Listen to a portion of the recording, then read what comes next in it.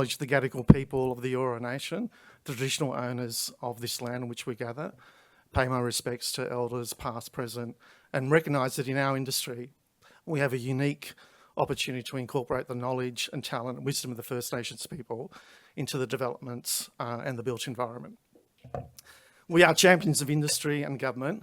We're city shapers, community creators, and we're Lend-Lease colleagues. So I welcome you all here, and it's a pleasure to officially welcome the Minister also. Today we are in Barangaroo, and we're very, very delighted to have you here to host you in this beautiful development. Barangaroo is an integral part of Sydney's dynamic economic and cultural social fabric. The neighbourhood and precinct is a showcase of international design, excellence in construction and leading technologies and sustainability, outstanding dining and retail and health and wellbeing, and public art and cultural programs, and we're very proud of this development. Simply, it is a shining example of what Lend-Lease can create and will continue to create well into the future under a new revitalised strategy. Barangaroo, though, does not incorporate all that we do. Lend-Lease is also committed to pipeline of defence infrastructure and a defence force in a strategically significant way.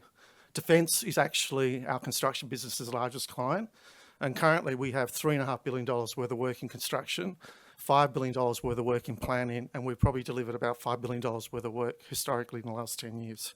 So, Minister, you're a very important client for us, and we're obviously very grateful to have you here. The work that we've done actually spans the whole of Australia. We have work in HMA Stirling in WA, work in Osborne down in South Australia, we're up in Northern Territory at Tyndall, and we have lots of projects across the east coast of Australia. So we're very proud of that work, and we work very, very closely with the Defence and the federal government.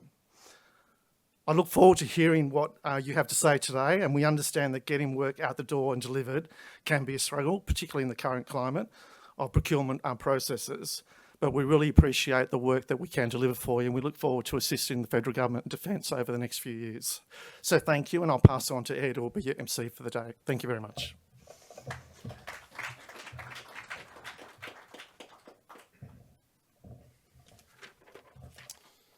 Well, thank you so much, Tony, and can I thank Lend-Lease for hosting us here today. We're incredibly grateful for the hospitality, and it's fantastic to see so many new faces as well here at this McKell Institute event this afternoon. Can I begin too by acknowledging we're meeting here on the lands of the Gadigal people of the Eora Nation and pay my respects to elders past and present.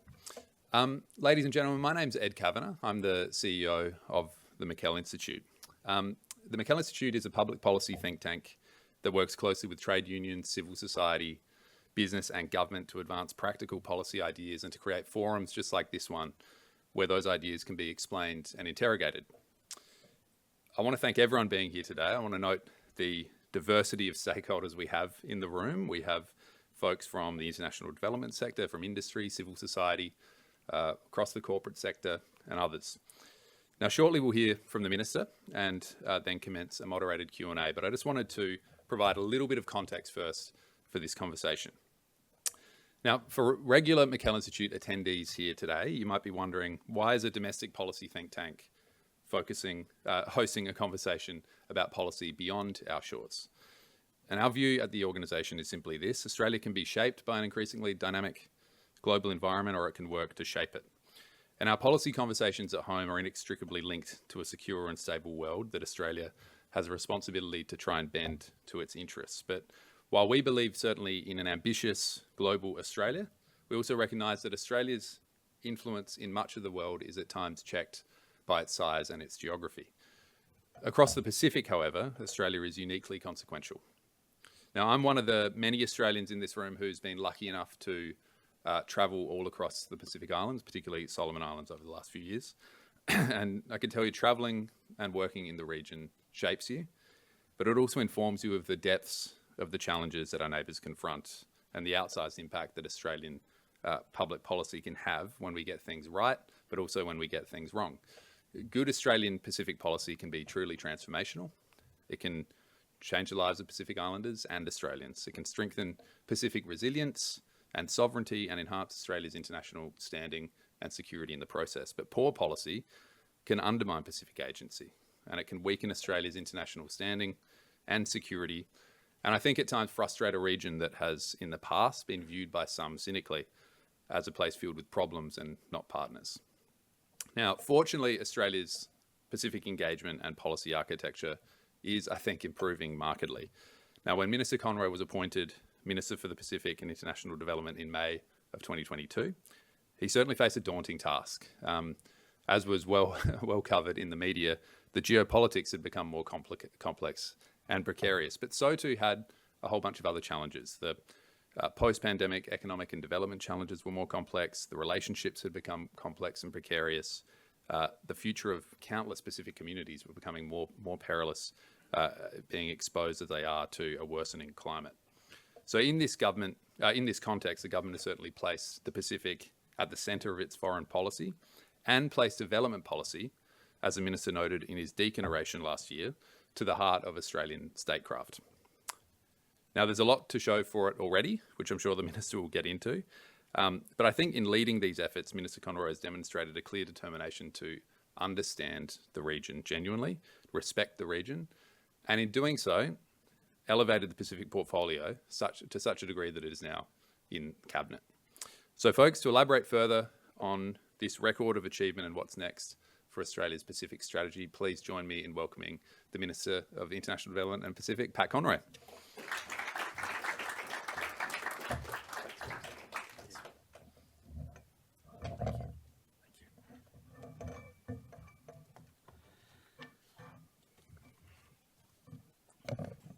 Well, thank you very much, and I begin by acknowledging the traditional owners of the land, the Gadigal people of the Eora Nation, and pay my respects to their elders, past, present and emerging. Thank you to Ed and the McKell Institute for inviting me to give this address on the Albanese Government's Pacific agenda.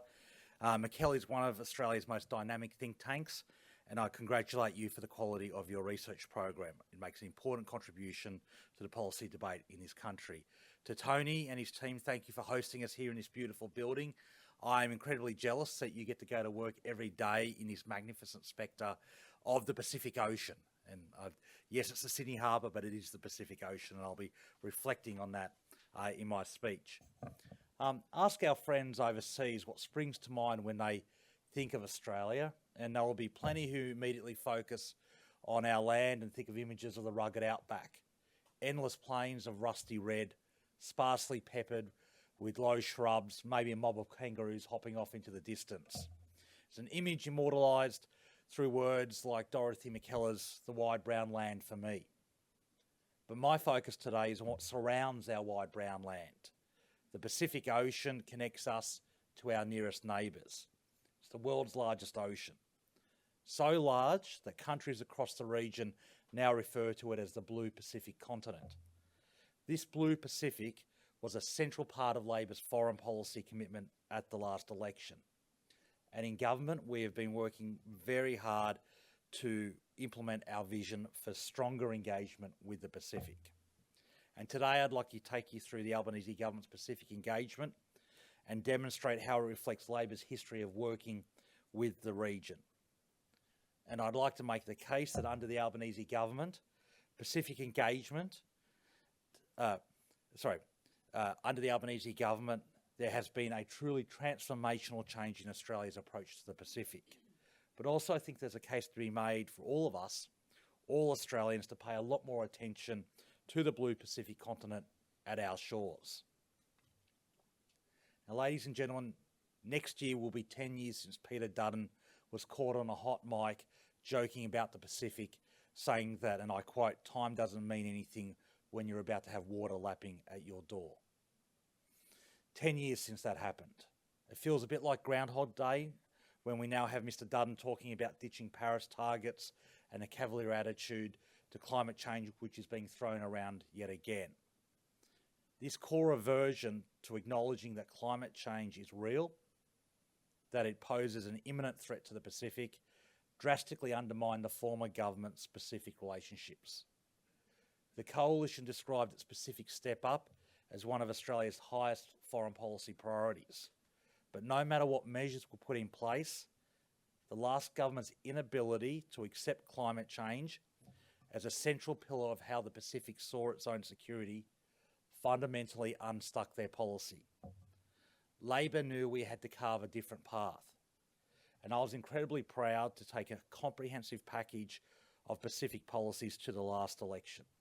It was the first time an Australian party had elevated the importance of the Pacific in its election commitments to that extent, to the extent that it dominated our election narrative for at least 2 days of the campaign cycle. Central to that policy was the ALP's focus on climate change, not just in relation to the Pacific, but across the board. Pacific leaders have declared that climate change is the number one threat to the security of their people, and they are right. And take a moment to consider the arrogance of not listening to them on this existential threat. There is so much wrong with Peter Dutton's regressive and reactionary approach to climate change.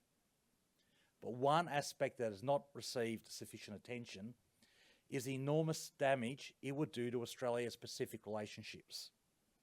These are important relationships that the Albanese government has been working tirelessly to improve since the 2022 election. Just 4 days into her new role as Foreign Minister, Penny Wong travelled to Fiji to set out this new direction and committed to real action on climate change. In a speech at the Pacific Island Forum Secretariat, she said that for too long, Australia had been ignoring Pacific voices urging us to act on climate change. This acknowledgement helped unlock a new era of engagement, trust, and mutual respect.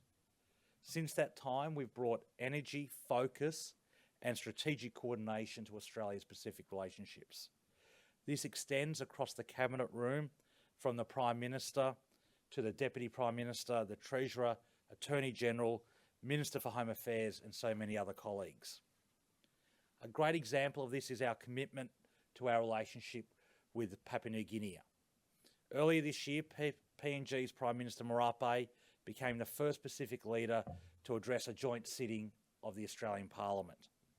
This followed Prime Minister Albanese becoming the first foreign leader to address PNG's Parliament in 2023. We then had both Prime Ministers walking the Kokoda track together. That track, that fabled dirt path through the jungle, is lodged deep in our national consciousness as one of the ultimate symbols of sacrifice and mateship between Australia and our nearest neighbour. Prime Minister Marape and Albanese spent virtually every waking moment together for several days, including celebrating Prime Minister Marape's birthday. And in June, a very senior delegation, I would submit the most senior delegation ever, of 7 Australian ministers travelled to Port Moresby for the 30th PNG Australia Ministerial Forum. That level of ministerial engagement demonstrates this government's efforts to listen to the region. We are consistently listening to our Pacific neighbours, respecting them and responding to their priorities. Now, ladies and gentlemen, personal relationships are important, nay, vital in the Pacific. That's why the Foreign Minister and I have made it a priority to visit Pacific countries, to meet with Pacific leaders and communities. Penny Wong visited every member of the Pacific Islands Forum in her first year as Foreign Minister, and in just over 2 years has made 21 Pacific visits. By contrast, her predecessor Maurice Payne visited 6 Pacific Island countries in nearly 4 years as Foreign Minister. I've made 24 visits in my 2 years as Minister, compared to 35 visits by Pacific Minister predecessors during the 9.5 years of the foreign government. Let me repeat that, 24 in 2 years versus 35 in 9.5. We've been averaging 12 visits a year versus 3 visits a year to the Pacific in our time in government. And it's not just the number of visits, but the quality of the relationships that are created by repeated, respectful, and genuine engagement.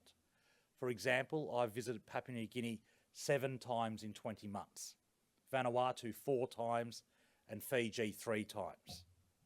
This is not to mention the regular meetings Pacific leaders have in Australia. This renewed ministerial commitment has elevated the importance of the Pacific for Australian foreign policy. And there have been a huge number of significant achievements we can point to. New security and closer relations pacts with PNG, Tuvalu and Fiji, increasing Australia's Pacific development assistance to a record $2 billion a year and working with our neighbours to deliver on their greatest needs. Increasing the number of Pacific workers in Australia under our labour mobility scheme, resulting in higher remittance flows to the region, along with skills gains and entrepreneurship. Creating the first ever Pacific permanent migration pathway through the Pacific Engagement Visa. Enhancing defence, policing and cyber cooperation across the region to help us collectively tackle security threats like cyber security, transnational crime and illegal fishing. Embedding a truly regional approach to security and putting the Pacific Islands Forum at the heart of how we manage our collective security. Driving sports diplomacy, a very favourite of mine, using a true Australian national asset combined with the inherent Pacific love of sports to grow our common bonds and influence, and building people-to-people links by supporting diaspora communities and faith networks. But I return to the central issue of climate change.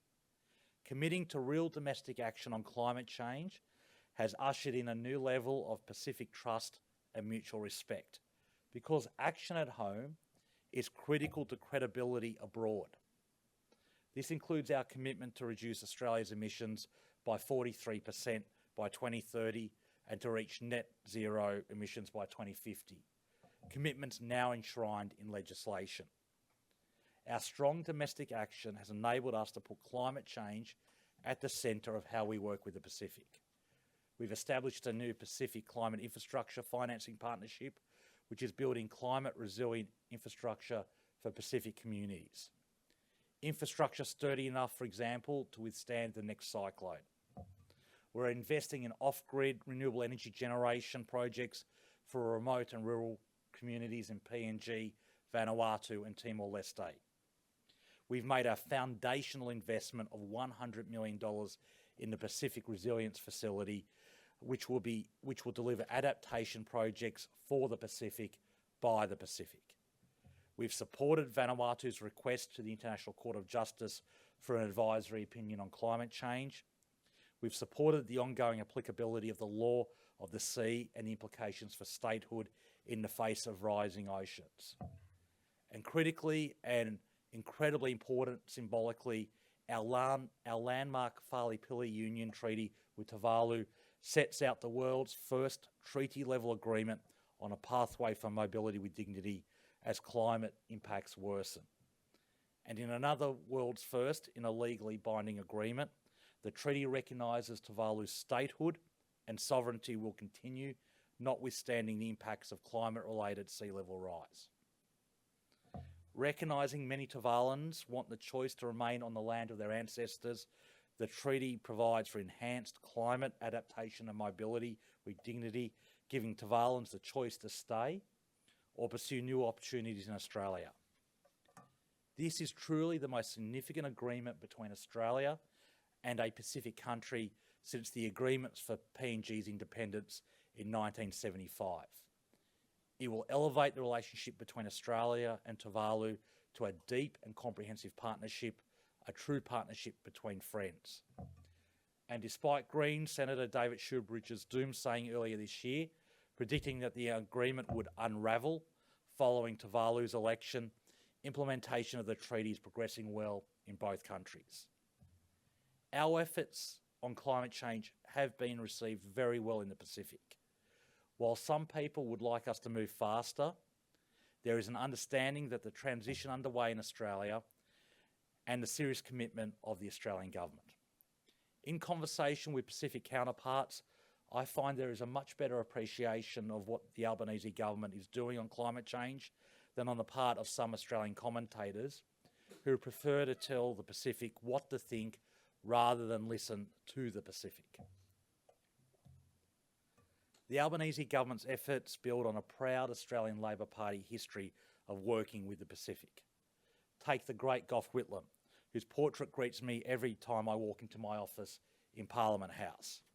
When Prime Minister Marape addressed our Parliament earlier this year, he said, and I quote, No greater legacy remains forever in the hearts and minds of Papua New Guinea than the imprint of Gough Whitlam's Labor government. The final cut of the umbilical cord between Australia and PNG took place under the watch of Prime Minister Whitlam and my forerunner, the father of my country, Great-Grand Chief Sir Michael Somare. He continued, "The name of Gough Whitlam will forever live on because of his leadership then. Papua New Guinea is independent today." End quote. That's a pretty significant foundation for Pacific engagement. Whitlam also appointed the first dedicated Pacific minister, Bill Morrison, to guide our relationship with PNG and shape our regional engagement. That Pacific ministerial position was abolished by Malcolm Fraser and not reinstated until the next Labor government. Paul Keating was struck by the challenge facing the Pacific when he visited Nauru as PM in 1993. He wrote later, and I quote, "I felt Australian policy needed to be more direct and honest.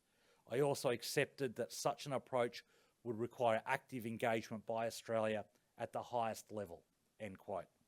Keating followed that up by attending all meetings of the South Pacific Forum as Prime Minister, adopting new policies focused on Pacific economic growth and appointing Gordon Bilney as Minister for Pacific Island Affairs.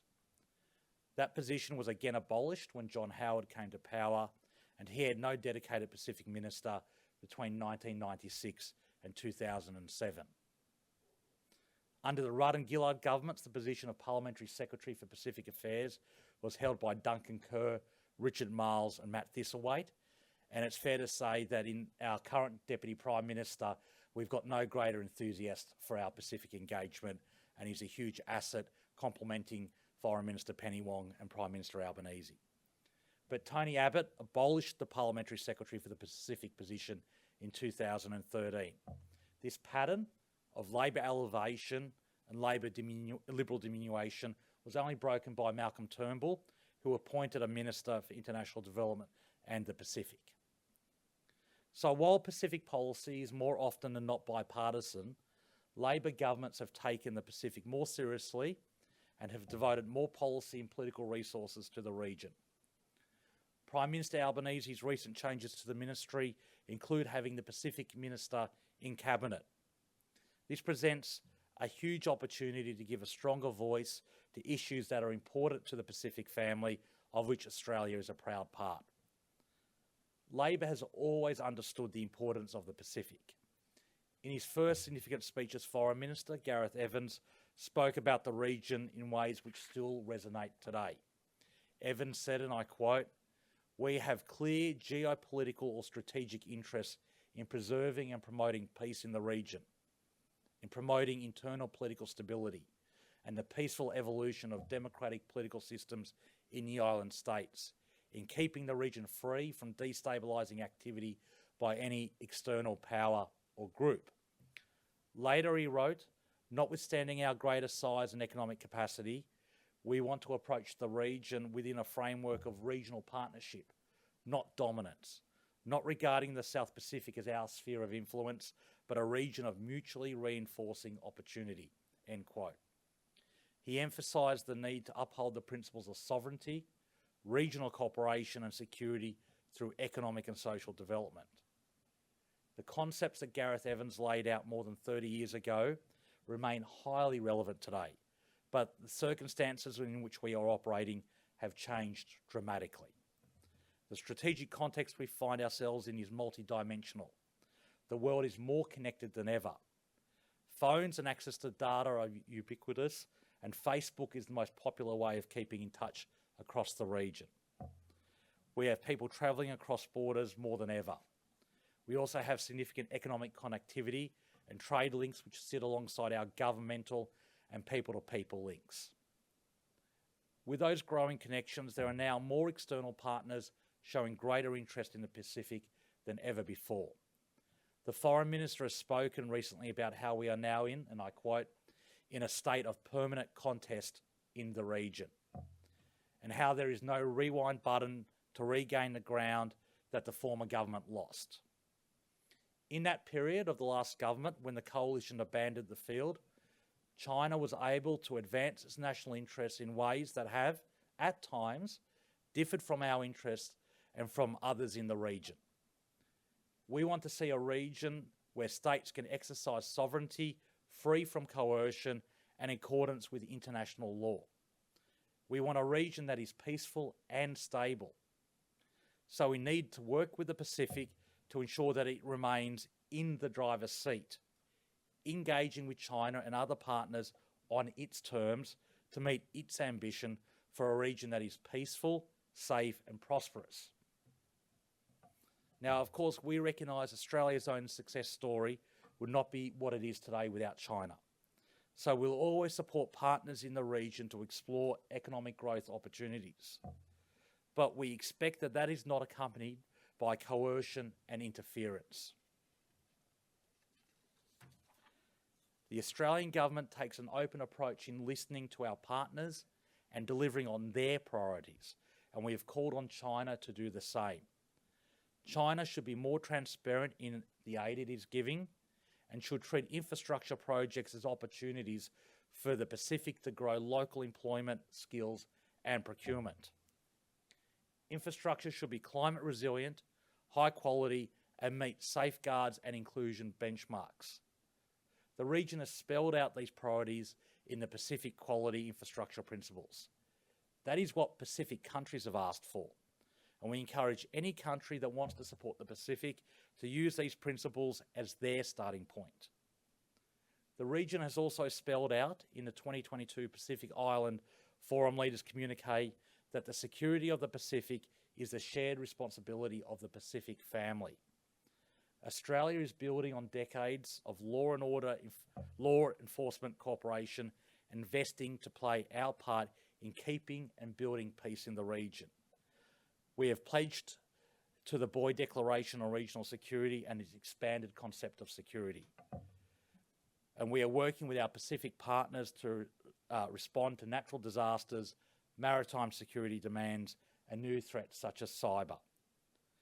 The recent joint statement by Prime Ministers Albanese and Manele that Australia would continue to be the Solomon Islands security partner of choice is a good example of Pacific-led, Australian-supported approaches to regional security. Excuse me.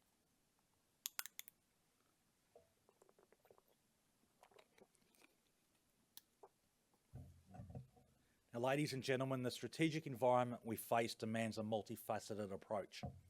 The Albanese government is drawing on all elements of national power, working to revitalise our Pacific relationships following a decade of neglect. We are working with the region to deliver on their priorities in a respectful way. We are delivering internet connectivity, including laying the first undersea cables that some of our partner countries have ever had. We're supporting aviation and air connectivity in the region. This support for digital and aviation capacity is critical to development and underpins economic growth.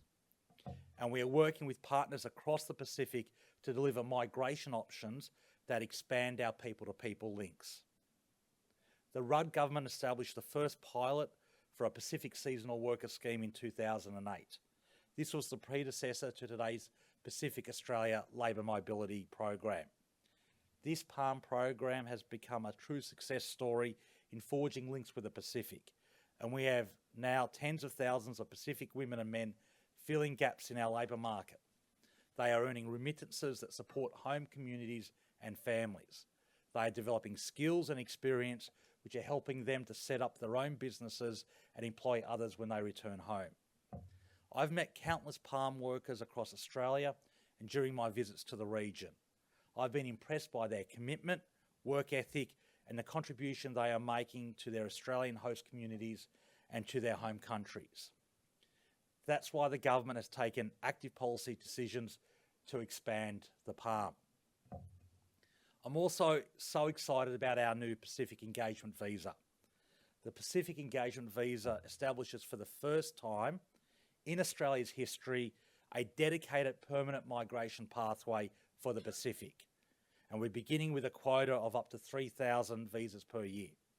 This will allow individuals and families to come to Australia on a permanent basis and establish lives here. They will be able to travel home as they need to maintain bonds with family and friends and take up all the opportunities that an Australian life can afford them. This new visa responds to long-held calls by the region, and the level of interest in it by the region has been incredibly strong. Registration for the first PEV ballot are closing this month. Tens of thousands of people from the 10 participating countries have registered for the ballot, significantly more than the cap of 3,000 places available. The next step for those selected in the ballot will be to lodge formal visa applications and for their applications to be assessed against the visa criteria. And we look forward to the first Pacific engagement visas being granted in coming months. This new visa will build the ballast of interpersonal links and a Pacific diaspora that will underpin our relationship with the region into the future. Professor Stephen Howes of the Australian National University has written that the Pacific Engagement Visa recognises the strategic importance of the region, of the Pacific, Australia's long-standing ties with the region, the underrepresentation of our near neighbours in our migration program, the support that remittances bring to the region, and righting the legacy of the historical wrongs of blackbirding and the White Australia policy.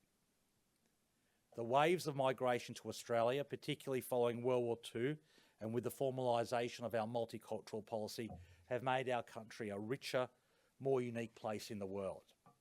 It's clear just how culturally literate and familiar we have become with different parts of the world because migration has embedded these people and their cultures into the fabric of our Australian society.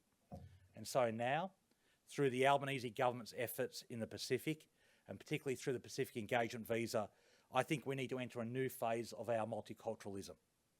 Just as we collectively may feel familiar with family and friends from the UK, Italy, Greece, Lebanon or Vietnam and the Philippines, or China and India, I hope that the next phase of our migration and multicultural story will feature our Pacific friends more prominently. Estimates based on the last census put the number of people of Pacific Island heritage living in Australia at 337,000. That's 1.3% of our population. And this share will grow in coming years, reflecting demographic factors as well as measures like the Pacific Engagement Visa. Pacific are already embedded in our society and are making great but often under-acknowledged contributions to our communities. Some have been here for generations, the South Sea Islander descendants of the victims of blackbirding.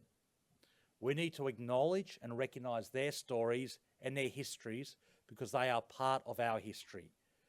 How can we grow our familiarity with Pacifica culture and traditions and foster a deeper Pacific connection here on our own shores? To truly meet the challenges of the age, in a region that is feeling it the most, we will need to change ourselves. We must improve our connections, knowledge and familiarity with the Pacific. We can learn so much from Pacific cultural values of family, collectivism, consensus, respect and spirituality. We have to keep renewing the multicultural commitment that we have served us so well for decades. We will need to keep evolving in iterating what we do to support the region around us and how we work with our neighbours. So in conclusion, ladies and gentlemen, the Albanese Government's Pacific agenda runs as deep as it does broad, a multi-dimensional approach that aims to better integrate us with the region around us. But it's a region, I would argue, which we as a country have not traditionally understood all too well. The government's new policies have worked well over the past 2 years, but there remains so much more to do and so many opportunities to seize for Australia and for the Pacific. And for us, over time, I hope that Dorothy McKellar's imagery of our, and I quote, dual sea, will equally be at the heart of our national consciousness alongside the wide brown land. Thank you very much, and I look forward to your questions.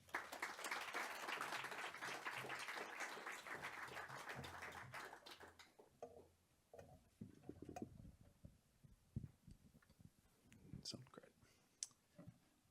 Minister, thank you so much. We're all going to have a good chance to have a broad Q&A, so I encourage everyone to think about some questions. We'll have some roving mics coming out in a moment. Minister, thank you. That was a sweeping address, a broad overview of all the specific policy measures that the government is doing. But what struck me is that you genuinely seem to have a passion and an interest and a real love in many ways for the region.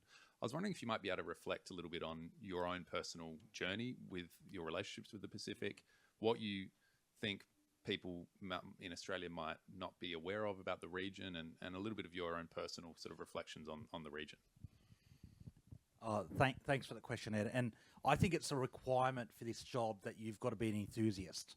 Like, you have to love what you're doing, because people, like any people, but particularly people in the Pacific, can smell fakes and phonies. They can just detect insincerity. People who are just going through the motions, reading off DFAT talking points on a card. Like, you've got to love it. And I follow in a fine tradition of Labor enthusiasts in this area. And there's others from the other side. Like, I think I disagree with Conchetta Fierravanti-Wells on almost everything in terms of politics. But she loved this job, and you could see it in the energy she took to it. And obviously, I'll tell this story. When I got appointed as the Shadow Minister for Defence, Industry and the Pacific, I rang Richard Marles to have a chat about how we divide our responsibilities. We talked for about 10 minutes on defence and about an hour on the Pacific, because he has the bug as well. So it started with me young. I grew up playing football. The lack of neck would give you an indication. And I was lucky to be surrounded by a lot of Polynesians. And my first grade coach was came from a Cook Islander family. I ended up playing in Sydney with a club that was proudly Tongan. So I'd play third grade, and they'd have the hungy in the ground, and the smell would be wafting over me. So I got a taste of that part of Pacific Islander culture, and I loved it. But I want to be very clear with this. While we talk about sports a lot, we should never simplify Pacific Island culture or our connections purely to sport. So when I started visiting the region, I was struck by the beauty of it. Struck by the intense spirituality and the respect and devotion Pacific Islanders have for their environment and for their family. And if you spend any amount of time with them, you just can't help but love it. I think a couple of things I'd love Australians to learn: how close it is. When I ask people, what's our closest neighbour, people often say Indonesia. And that's not a bad answer. Like, Indonesia is critical to our future.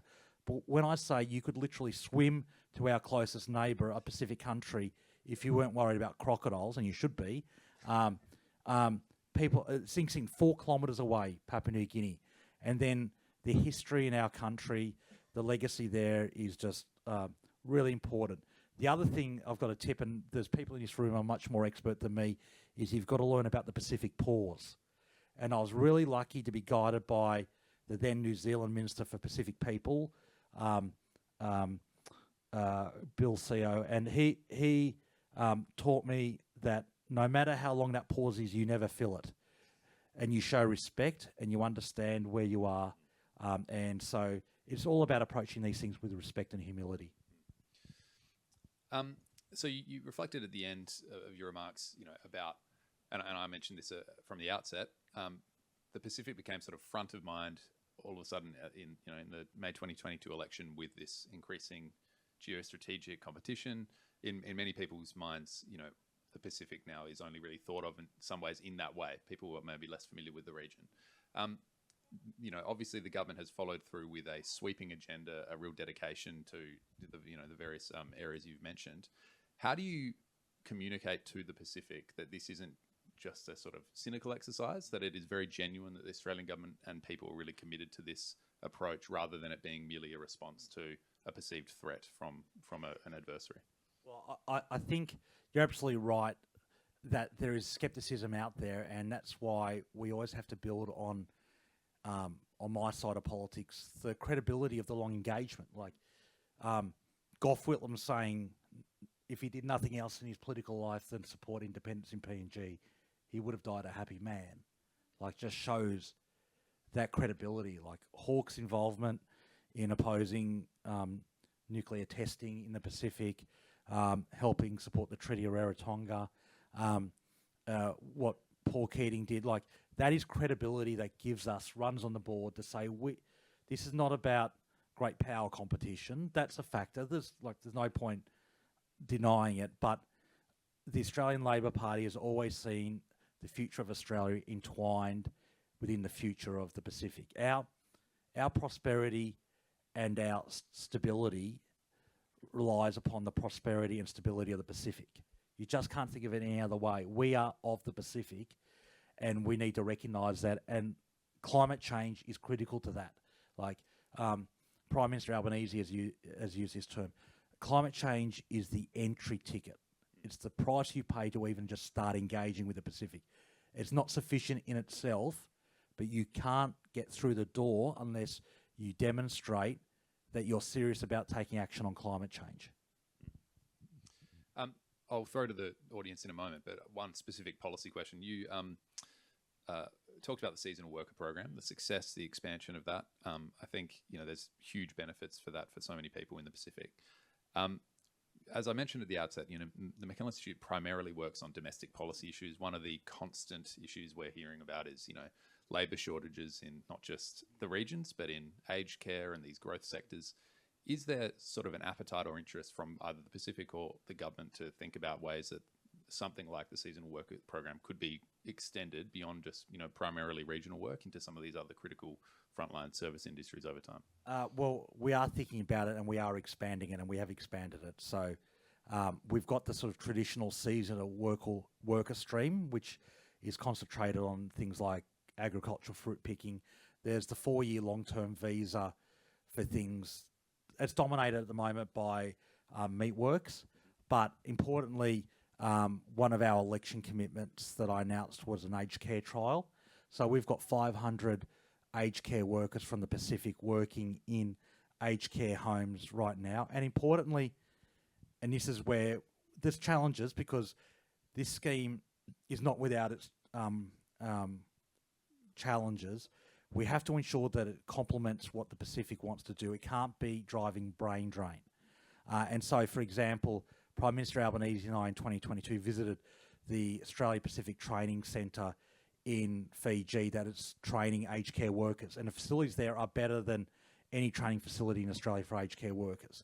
And our goal is there, and is not to pull nurses out of the Pacific, and we do recognise that some instances that has occurred, is to train school leavers. They get a Certificate 3 in aged care, so they get exactly the same qualification as Australians, and they spend up to 4 years working in aged care residents, aged care homes, and then they go back with skills and huge remittance flows for their families. Importantly, we've changed the rules so that palm workers not just required to be paid the legal minimums, they have to be paid the market rates of pay. So, for example, in the aged care homes, if there's an enterprise agreement, they get paid exactly the same as an Australian. And there's good labour market testing. We can do more, and there are, sadly, instances of abuse and exploitation that we're always trying to crack down upon. But I'm firmly that this scheme is lifting not just individuals, but communities out of poverty. Latest stats show that, on average, a long-term palm worker sends home 18,000 Australian dollars a year. That's in a region where half of all people live on $1,000 a year, which is the UN definition of absolute poverty. So it is massive. Yes, we have to deal with the brain drain challenges and issues around social dislocation if there's too many people coming from one community. But overall, I think it's a huge economic benefit for the region. Happy to throw to the audience. Up the front, yeah. Thank you. Thanks, Minister. Jess Collins from the Lowy Institute. I just wanted to bounce off that conversation that you're just having now. You've mentioned a few times the economic benefits of the Pacific Labour Scheme and remittances and sending money home. We have heard a lot in the media lately about the decline in banking relationships, and remittance costs to the Pacific are still really high. I wondered if you have been exploring policy options to, I guess, address the banking issues and the cost of remittances. Thank you. The short answer is yes to both those questions. We're working closely with Australian banks, both to retain and expand their presence in the Pacific. And I think Westpac made a decision last year to stay in the Pacific, and I'm grateful. And obviously ANZ have a really extensive network there. So it's really important that they stay and have a presence and provide those services. Loss of correspondent banking is a really significant challenge in the Pacific as well. And we had the US Pacific Australia Banking Forum in Brisbane last month that was really successful. And the remittance costs is a huge issue. I remember driving in Honiara past a Western Credit Union office, and the line out the door was appallingly long. And I was talking to ANZ, and they said during COVID they'd opened a very low fee remittance system, but they were struggling to get the sort of buy-in around how to run the system. So we're really committed to that because they should keep every single dollar they earn, or as close to it as possible. And I don't want it seen being eaten up by fees because it diminishes the power of the scheme. Yeah, Brady. Bridie Rice from the Development Intelligence Lab. Minister, congratulations on your appointment to Cabinet, but so too on the appointment of senior development expertise into your office as well. As an observer of your leadership over the last couple of years, it feels as though you've really been putting some strong foundations in place. So your speech referenced the relationships being generated in the Pacific, but there's also a lot of less visible work that is going on underneath the surface, thinking things like a new humanitarian strategy, development partnership plans, you name it. I wonder, presuming you are returned to a second term in office, what will characterise and focus your attention in the coming years ahead when it comes to both the development and the Pacific? Well, that's a big question with a few assumptions there. First, I'm obligated to say we take nothing for granted. The next election is going to be very tight, and we'll see what happens. But I would hope whoever's in my role, and I hope it's me, focus on implementation. I think we've laid the groundwork through the Pacific policies, through the development policies, and we've got to get on with implementing it effectively. And one of the most important ways is those development partnerships and investing in quality infrastructure in the region that's focused on being climate resilient, that's focused on skills transfers so that Pacific workers can build the infrastructure and maintain it. Importantly, maintenance is critical, and it responds to the priorities of the region. One of the things I've been trying to push through, and I joke about it getting tattooed on the arm of every DFAT official, is the double dividend, which is when we do development in the Pacific, for me, it's a win if not a single dollar flows back to Australia, that every single dollar is spent in the Pacific, and they use local use local contractors, use local businesses as much as possible, so they get the double dividend of the infrastructure and the actual economic activity, and there's proper skills transfers. So driving that cultural change is really important.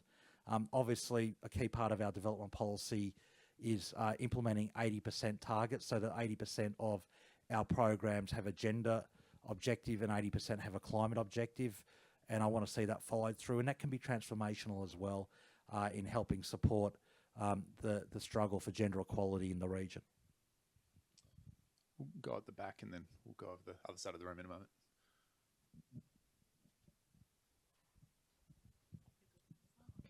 Thank you very much, Minister. Just a few more words about your thoughts on the role of higher education institutions and your thoughts about welcoming more students coming over, as well as facilitating joint research, knowledge building. You ended your speech with, we want more knowledge building and sort of, extra remarks on that front. I'm from UNSW Function. Oh, excellent. It's an essential part of our people-to-people links, and I was in Fiji recently where I announced the doubling of the number of Australia awards, and it's something that I've discovered in my journeys is the number of Australia Awards alumni who are in the Pacific making a huge contribution, and we want to see that grow. Training at Australian universities as well as Pacific universities is critical. A lesson I learned early on in this process is the power of regional institutions. In the Pacific, with the limited exception of a couple of large countries, countries just lack the scale to replicate every institution you would expect in an advanced economy. So those crops, those regional organisations, whether it's the University of South Pacific, SPC, SPREP, have such a strong role in the region. So supporting them is incredibly critical. Resolving issues around USP, was vital, and I want to see USP grow and provide ongoing value to the whole region. So education is a real strong thought, and liaison. So I want to see Australian universities cooperating with Pacific universities and Pacific institutions. My local university in Newcastle is doing a lot with SPREP on environmental remediation, particularly around escaping oil from World War II wrecks. And I would like to see more of those projects happening. Yeah, over here on the left side. Thank you. My name is Laiha Chen from UTS. Thank you, Minister. My question is basically related to the deep sea mining, if you don't mind, but that linked directly with the South Pacific in your portfolio as well. So currently, we know that the International Seabed Authority just elected a Secretary General, the incoming one, and deep sea mining activity is basically very controversial right now. And related to South Pacific, and I know that like some country they are against it, some country they support it, and so there are a few countries right now, in this particular in South Pacific or overall in the world, there are basically more than 32 countries calling for a moratorium of the deep sea mining. And Australia, I'm just wondering, from your government's position, what is Australia's position about this call for moratorium of deep sea mining, and how will that Australian's position have impact on the South Pacific the relations? Particularly, you talk about this like geopolitics in the region and the importance of the region in our security as well. And we know that, like for example, Nauru is one of the countries really calling for advocating for deep sea mining, and I think Nauru is going to do that quite soon. And Nauru is recently, at the beginning of this year, have a we connect with the China, the PRC, and how that kind of the relationship or China's influence, and particularly on the deep sea mining activities, and impacting on this geopolitics and security of Australia, and particularly Australians' position on the call for moratorium. Thank you. Thanks for that question. I'll need to be slightly careful because policy responsibility for our position on deep sea mining is held by Minister Plibersek as the Environment Minister and Madeleine King as the Resources Minister, and they've made public statements on our approach that I refer you to. In terms of our international engagement in the Pacific, and this came up at last year's PIF at the Cook Islands, where I think the Cook Islands are open to exploring it as well, will be driven by the consensus of the PIF. This is an area, like all areas, but this is an area where we'll be driven and let the Pacific lead, and we'll follow in terms of our approach to the Pacific and the PIF.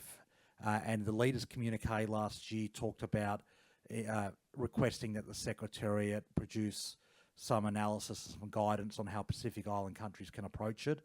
And this is an area where we'll respond to their consensus views and come back to them. It's very important they have ownership of this issue rather than Australia seeks to impose a solution from our position.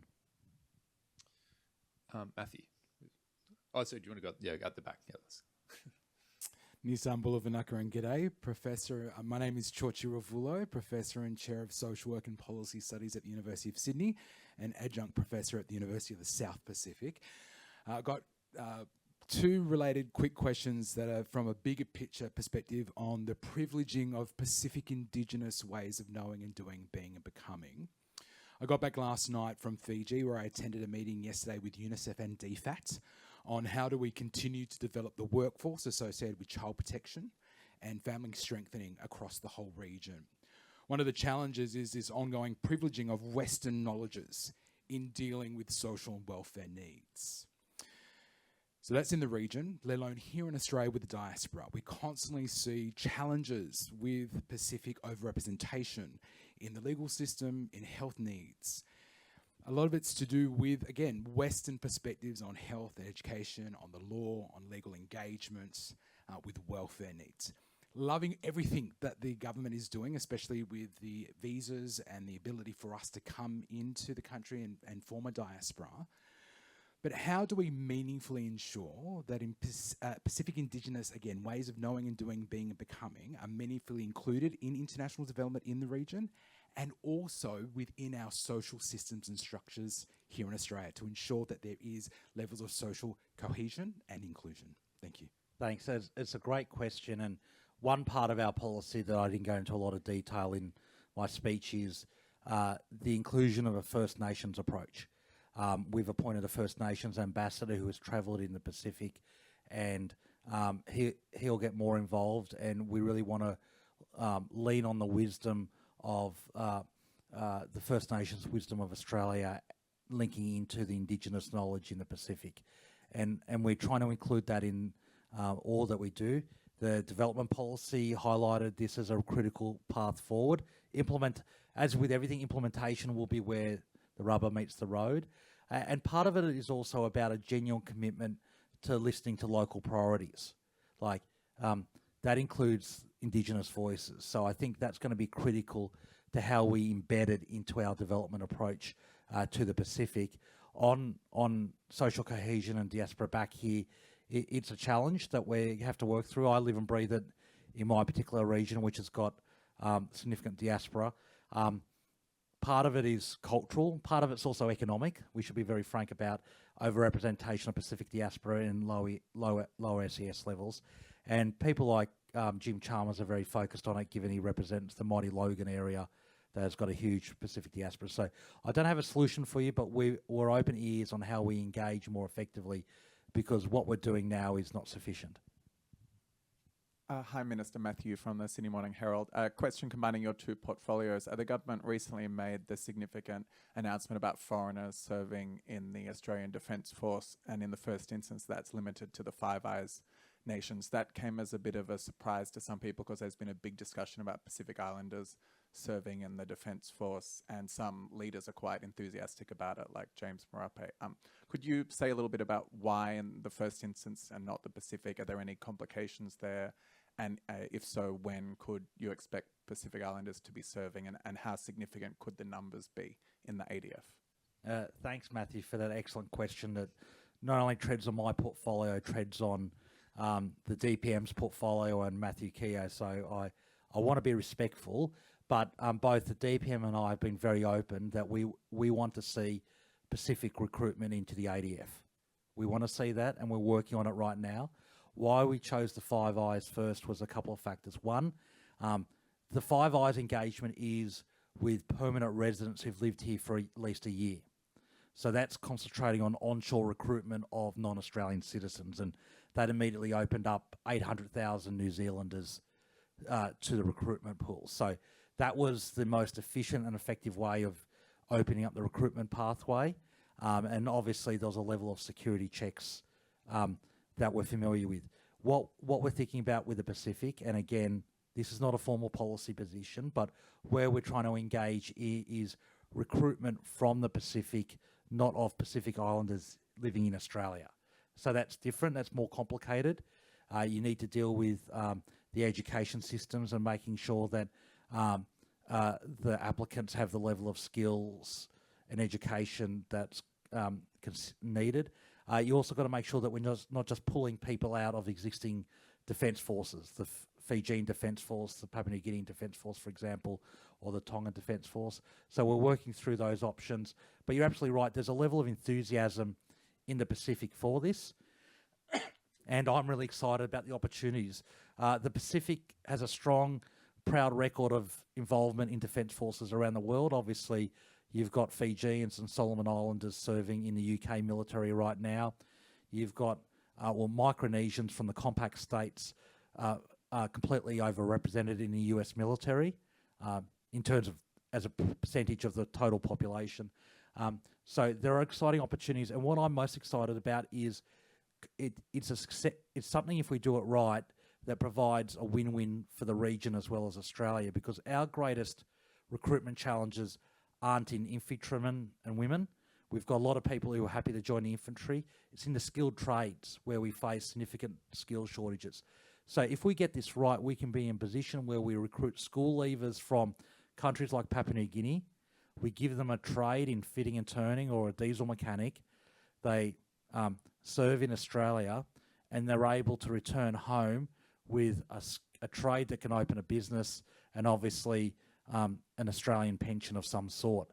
So we're really excited about it. It's not our policy position yet, but we've been very open that we're working on it, and it will be one of the many ways that we're focused on solving the ADF recruitment challenges and bringing our region together. Like Prime Minister Marape is incredibly enthusiastic about it. Prime Minister Rambuka is also very open to it as well. He served with the Gurkhas in Hong Kong in his military service, so he understands the power of these sorts of approaches. I think we just have time for one or two more. We'll go up to the front here if we're able to. Thank you for your knowledge and your clear passion for the region. Two quick points from me that may be of assistance to you as you continue your good work through the region. One, you talk about the Blue Pacific and the connection there, not only in a cultural sense, but also in that economic sense. And we call it the Blue Highway that connects all of us. It's already there, but we're all affected by the international shipping lines' decisions that they will make around decarbonisations and clean fuels for the future. Having just come back from the Pacific Maritime Conference, can I suggest to you to also, whilst talking about aviation, also include into the mix the need for Australia to become part of the debate and go together with Oceania to the IMO, and we take our weaker nations from the region that don't have the loudest voice, but we take them with us in that debate to ensure that Oceania has a voice around future fuel types for the region. If they become so unattainable and so expensive, they will have a deleterious economic impact on many of these small nations. So Australia, big landmass, big voice, we have to take our neighbours with us on that. The other area I think there's an opportunity for Australia to do more is in that short-term skills exchange. Many of the Pacific nations have highly skilled workers, technical workers, in the port sector, for example. If we could work with government to bring them here, to teach them, for us to learn from them, to have that exchange of knowledge in terms of dealing not only with climatic change issues, but a whole host of issues, worker safety issues, I think we'll be the better for it. We have a home ground advantage. We all share this backyard, as you quite rightly point out. What we've got to do is work out measures that we can take advantage of common language, common understandings in relation to workplace safety, those sort of areas, and see where we can build that relationship beyond government, but actually involve industry. Thanks, Mike. I'll treat those as suggestions rather than anything requiring a response, but thank you for those. They're really pertinent. We'll have some time to have a broader chat after, but I think we just got time for one more specific question. We'll go over here to Jason at the end if we can. Thanks very much, Minister. Jason Collins from the Europe Australia Business Council, and as you know, Europeans as well as other international partners are really important as part of that engagement in the region. In that respect, I wanted to ask about Australia's ambitions to host with Pacific partners the upcoming COP meeting, just how that has been received by leaders in the region and how the campaign is going. And secondly, if I could, I'm involved with a small Australian charity. We've been providing funding support for community-based projects in the region for medical care, development, education, etc. And through that, I've been struck by how very little or very small amounts of money can have transformational effects in local communities. And so has there been thought about how to kind of activate civil society in Australia to be more directly engaged, twinning of schools or things like that might actually create that greater awareness, but also, more support into the region by Australian society? Yeah, there absolutely is a lot of thought there, and I think we need to be a bit more systematic, but you're absolutely right. It has huge potential, and for example, I've intervened. There's a great program run by Rotary called ROMAC, where they fly over people for life-changing surgery that isn't available in the Pacific. I wrote to all the New South Wales health, all the state health ministers, because the patients were being charged as basically international rates. We got that changed to the Medicare rate, and that made a huge difference. But those community-led small-level interventions are really powerful. I've been supporting a great foundation in my area called Sione's Foundation, run by a former Tongan international rugby league player. And he raises funds, he raises goods, and they send over teams of skilled tradespeople to build water treatment plants. He just rebuilt the premier disability home in Tonga, run by his sister. They're building schools, and not only are we supporting them, to give you an example of where my two portfolios cross over, DFAT paid for the containers to ship them over, and I had an Australian defence vessel, the Reliant, ship over the containers on a trip to Tonga. So there's opportunities for us to involve the civil society much more effectively, and it's an area where people are incredibly generous. We've just got to find a constructive way of doing that, where it's not just shipping old equipment over, as important as that is. On COP, there's a lot of enthusiasm in the Pacific and a strong support for Australia. It was part of the PIF leaders' communique last year, support for it, and they see it as not just, there's multiple opportunities for them. One, obviously, is it gives them stronger lobbying power on Western nations, particularly Australia, on that. But this will be a genuine Pacific COP. There will be Pacific activities, it'll be centred on the Pacific as well as Australia, and it would shine a much greater light on the plight of the Pacific around climate change.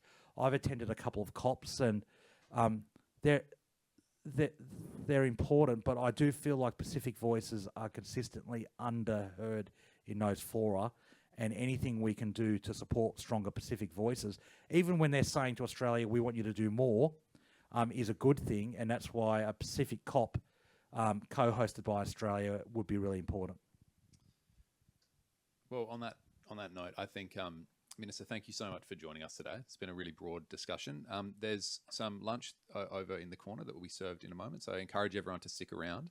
But can I just also thank Lend-Lease for hosting us here today? We're incredibly grateful for the partnership with Lend-Lease and for their hospitality. Minister, thank you. It's been a riveting conversation. We're looking forward to working with you further on many of these issues. Ladies and gentlemen, can you please put your hands together for Minister Pat Conroy?